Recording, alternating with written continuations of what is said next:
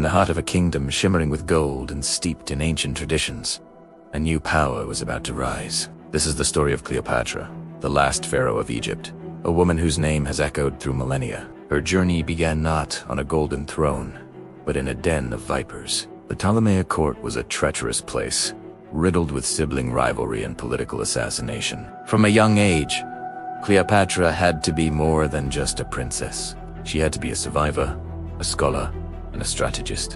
While her siblings vied for power through brute force, she sharpened her greatest weapon: her mind. Fluent in 9 languages, she was the first of her dynasty in 300 years to bother learning the Egyptian tongue, a move that instantly endeared her to her people. She understood that true power wasn't just inherited, it had to be earned, seized, and held with an iron will. As a teenager, she was thrust onto the throne alongside her younger brother, a coroller in name only. The court's old guard, seeing a girl they could control, quickly moved against her, forcing her into exile.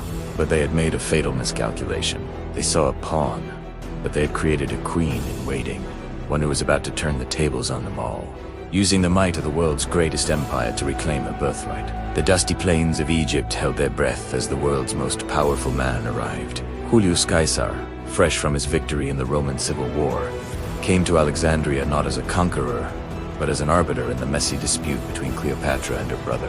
This was Cleopatra's moment. Knowing a direct approach was impossible, she devised a plan that was as audacious as it was brilliant. Legend has it she had herself smuggled past her brother's guards, rolled up inside a carpet, and delivered directly to Caesar's private chambers.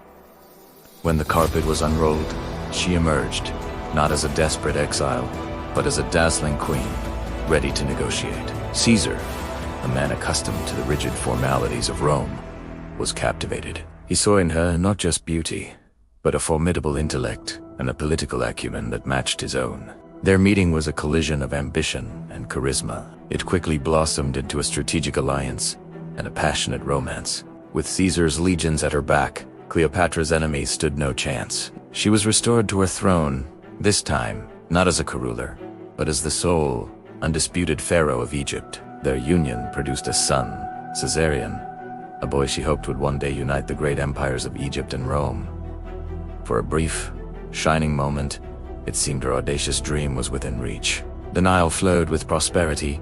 Alexandria was the jewel of the Mediterranean, and its queen commanded the respect and resources of the Roman Republic. But the daggers of assassins in Rome would shatter this dream. The Ides of March 44 BC saw the bloody end of Julius Caesar, and with it, Cleopatra's primary protector and ally was gone. Rome was plunged back into chaos, a power vacuum that ambitious men rushed to fill. Cleopatra, now a lone queen with an infant son, had to navigate these treacherous new waters. She retreated to Egypt, consolidating her power, gathering her wealth, and watching the Roman world tear itself apart. From the ashes of the conflict rose to dominant figures: Caesar's adopted son and heir, Octavian, a cold and calculating politician, and Mark Antony, Caesar's loyal and flamboyant general.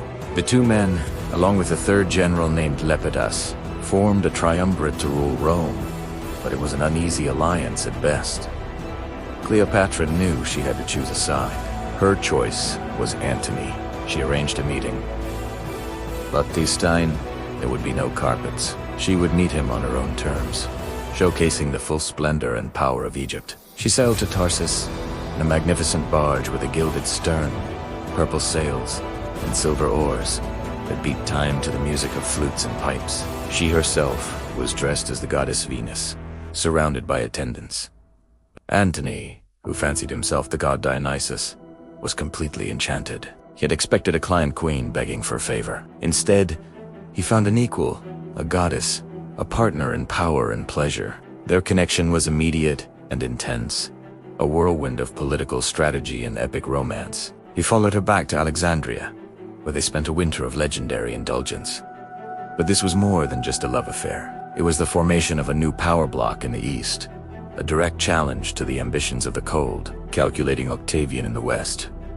The stage was being set for a final, cataclysmic confrontation. The alliance between Cleopatra and Mark Antony was a declaration of a new world order, with Alexandria as its glittering center. They ruled the East like a king and queen, bestowing kingdoms upon their children in a grand ceremony known as the Donations of Alexandria. This act was a profound insult to Roman tradition and a direct challenge to Octavian. In Rome, Octavian seized on this, masterfully painting Antony as a man bewitched by a foreign sorceress, a Roman general who had abandoned his heritage for an Egyptian queen.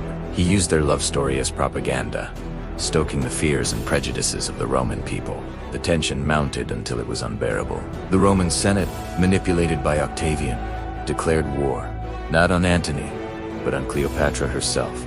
This clever political move forced Romans to choose a side: the traditional Roman virtue represented by Octavian, or the decadent, foreign influence of Cleopatra. The final confrontation was inevitable. It came in the form of a massive naval battle off the coast of Greece, near a place called Actium. The year was 31 BC. Hundreds of ships, a forest of masts and sails, converged in the Ionian Sea. Antony and Cleopatra's fleet was large and powerful, featuring massive queens. But Octavian's ships, commanded by his brilliant general Agrippa, were smaller, more numerous, and more agile.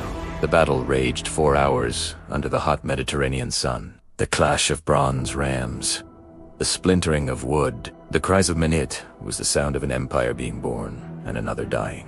In a move that historians still debate, Cleopatra's squadron suddenly broke from the main battle and sailed away. Antony, seeing her flagship depart, abandoned his men and his fleet and followed her. Whether it was a pre-arranged retreat or a moment of panic, the result was the same: catastrophic defeat. Their forces, leaderless and demoralized, surrendered. The Battle of Actium was over.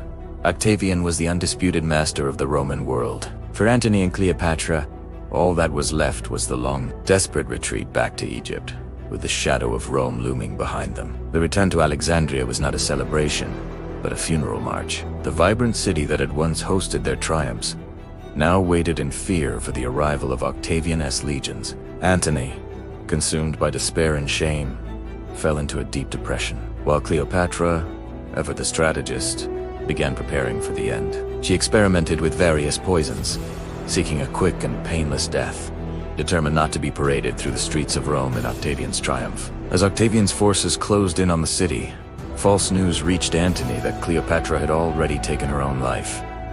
Devastated, he fell on his sword, but the wound was not immediately fatal. As he lay dying, he learned the truth. Cleopatra was still alive, barricaded in her mausoleum. His loyal soldiers carried him to her, and he was hoisted up the walls of the monument to die in her arms. It was a tragic end for the great general. Now, Cleopatra was truly alone. Octavian entered Alexandria as its conqueror. He met with Cleopatra, perhaps hoping to persuade her to surrender and grace his victory parade. But she would not give him the satisfaction. After ensuring that her son Caesarion was sent away, though he would later be captured and executed by Octavian, Cleopatra made her final move. The traditional story, romanticized for centuries, tells of an asp, a venomous snake, brought to her, hidden in a basket of figs. She allowed it to bite her, choosing to die a queen in Egypt rather than live as a prisoner in Rome.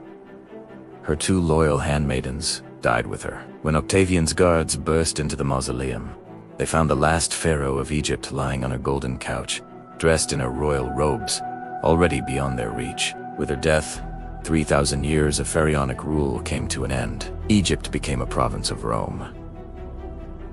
But Cleopatra's story did not end there. She became a legend of brilliant ruler, a cunning politician, a passionate lover, and a symbol of defiance. She remains one of history's most fascinating and enduring figures, a queen who dared to challenge the power of Rome, and who ultimately chose to define her own destiny. Thank you for watching. If you found this story as captivating as we do, please like, subscribe, and hit the notification bell for more journeys into the past.